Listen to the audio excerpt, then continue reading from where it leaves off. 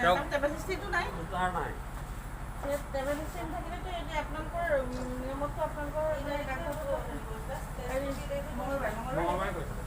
দিয়ক ডাকঘৰৰ জিন্তু দত্ত নামৰ কৰ্মচাৰী এজনৰ গাত COVID-19 পজিটিভ বুলি গম পাই আমি টিয়ক এফআইআৰ মেডিকেল টিম এটা গৈ তেওঁৰ লগত কণ্টেক্টত থকা কৰ্মচাৰীসকলৰ নাম আৰু কণ্টেক্ট নম্বৰ আমি গ্ৰহণ কৰিলোঁ আৰু তেওঁলোকক আমি 14 দিনৰ কাৰণে হোম কোৱাৰেণ্টাইনত থকা আৰু 14 দিন ডাকঘৰ বন্ধ কৰিবৰ কাৰণে উপদেশ দি গ্ৰহণটো কৰা হ'ব। আমি অলৰেডি গোটেই তেওঁলোকৰ লিষ্টখন আমাৰ ওপৰৰ মেডিকেল অফিচাৰলৈ পঠিওৱা হৈছে।